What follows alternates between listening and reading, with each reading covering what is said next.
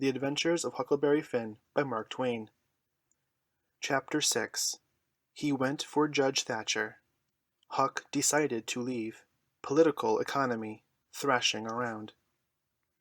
Well, pretty soon the old man was up and around again, and then he went for Judge Thatcher in the courts to make him give up that money, and he went for me too, for not stopping school. He catched me a couple times and thrashed me, but I went to school just the same, and dodged him or outrun him most of the time. I didn't want to go to school much before, but I reckoned I go now, to spite pap. That law trial was a slow business. Appeared like they weren't ever going to get started on it.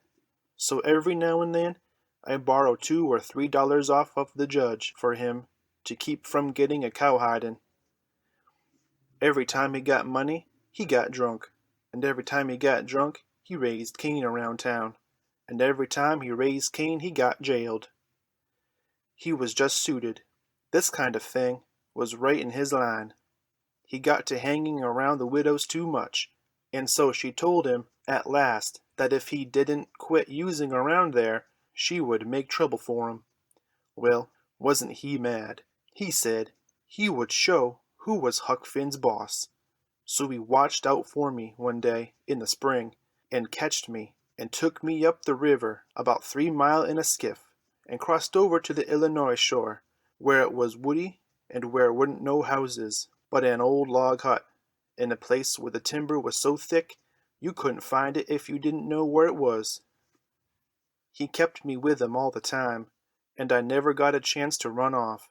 We lived in that old cabin, and he always locked the door, and put the key under his head nights.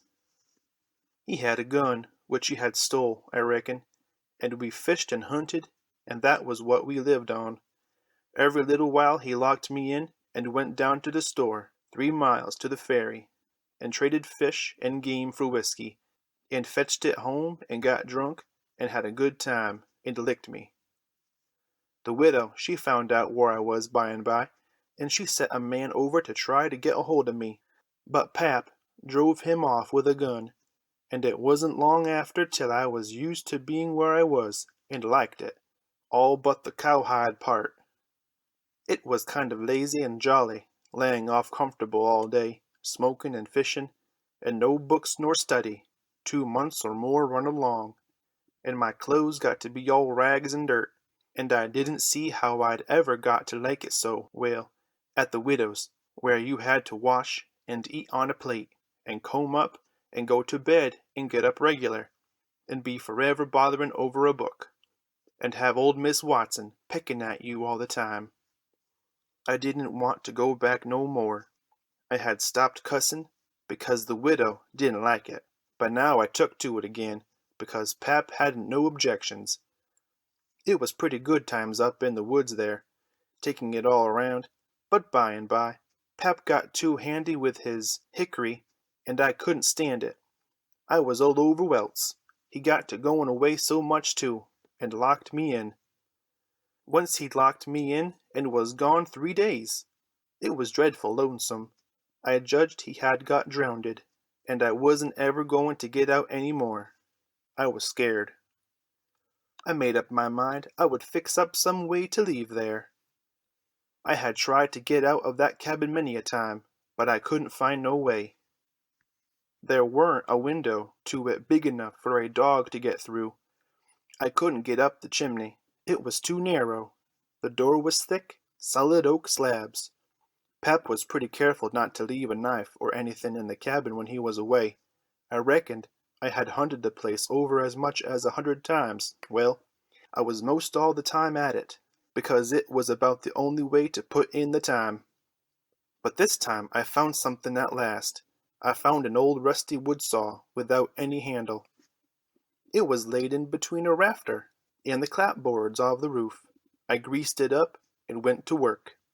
There was an old horse blanket nailed against the logs at the far end of the cabin, behind the table, to keep the wind from blowing through the chinks and putting the candle out. I got under the table and raised the blanket. I went to work to saw a section of the big bottom log out, big enough to let me through. Well, it was a good long job, but I was getting toward the end of it when I heard Pap's gun in the woods. I got rid of the signs of my work, and dropped the blanket and hid my saw, and pretty soon Pap came in. Pap weren't in good humor, so he was his natural self. He said he was downtown, and everything was going wrong. His lawyer said he reckoned he would win his lawsuit and get the money if they ever got started on the trial. But then there was ways to put it off a long time. The Judge Thatcher knowed how to do it. And he said people allowed there'd be another trial to get me away from him and give me to the widow for my guardian, and they guessed it would win this time. This shook me up considerable, because I didn't want to go back to the widow any more, and be so cramped up and civilized, as they called it.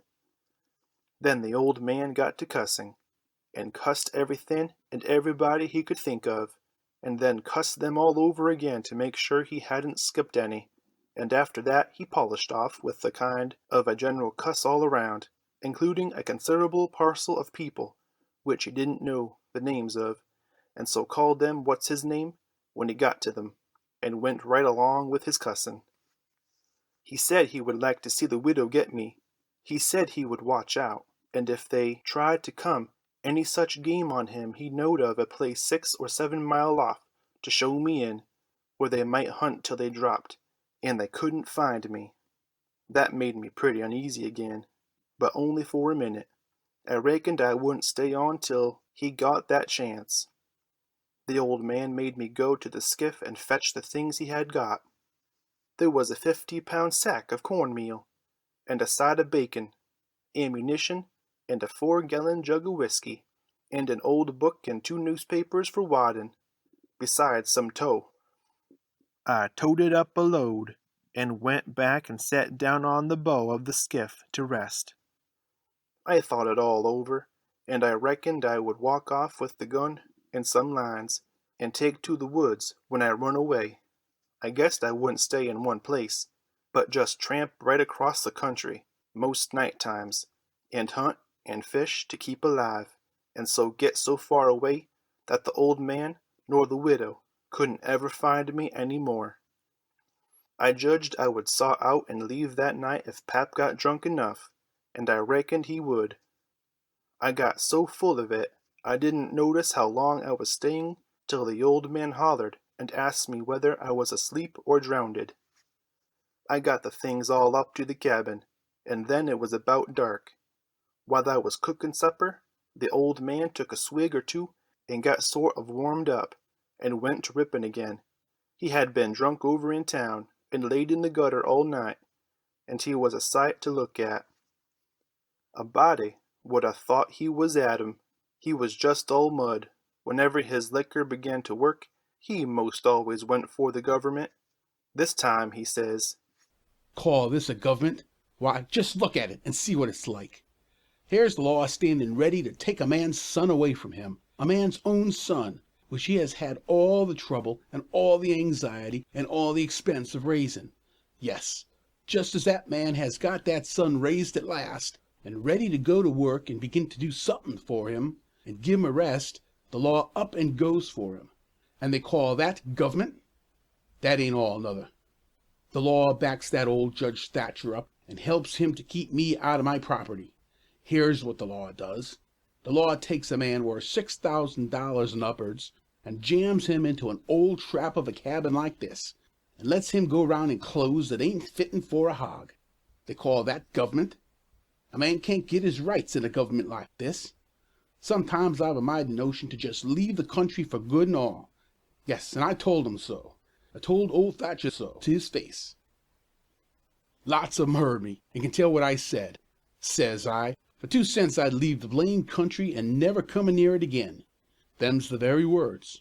I says, look at my hat, if you call it a hat, but the lid raises up and the rest of it goes down till it's below my chin, and then it ain't rightly a hat at all, but more like my head was shoved up through a gin of stovepipe. Look at it, says I, such a hat for me to wear.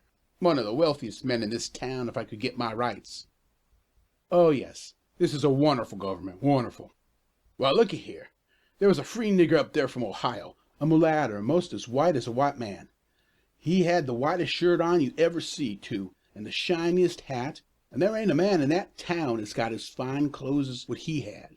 And he had a gold watch and chain, and a silver-headed cane, the awfulest old gray-headed nabob in the state. And what do you think? They said he was a professor in a college, and could talk all kinds of languages, and knowed everything. And that ain't the worst. They said he could vote when he was at home. Well, that let me out. Thinks I, what is the country a-comin' to? It was 'lection day, and I was just about to go and vote myself if I warn't too drunk to get there.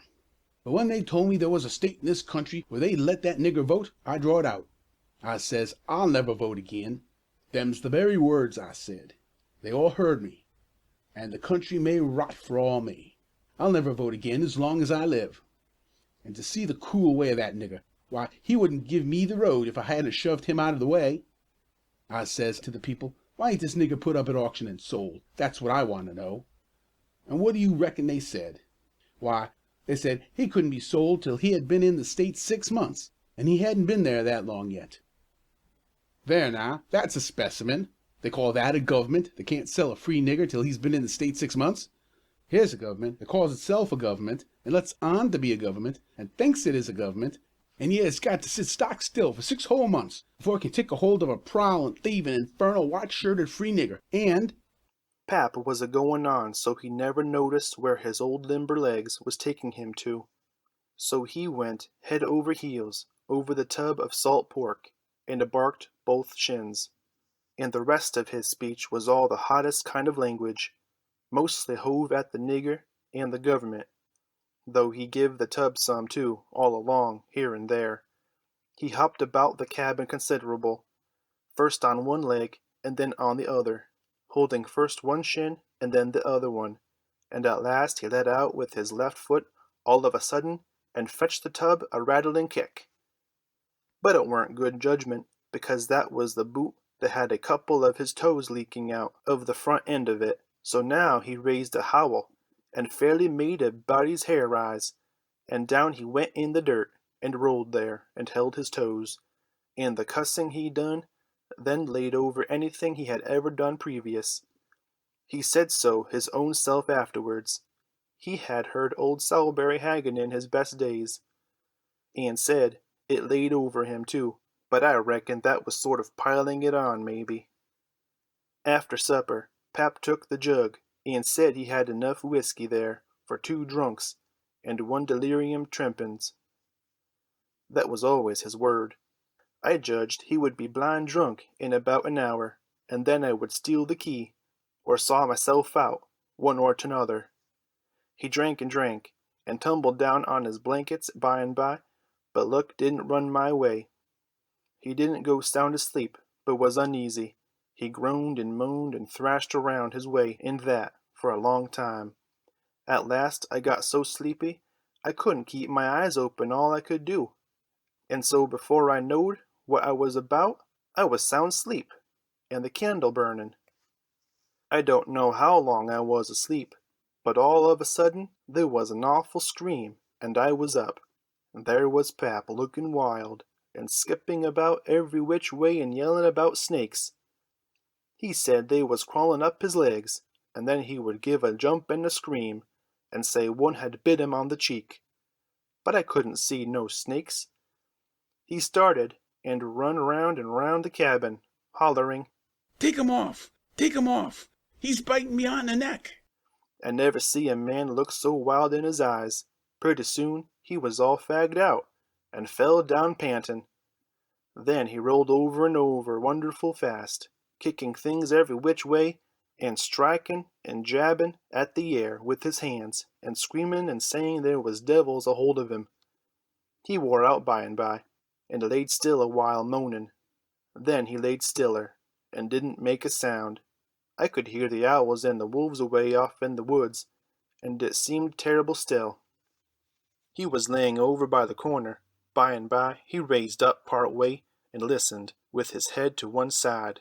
He says very low, Tramp, tramp, tramp. That's the dead. Tramp, tramp, tramp.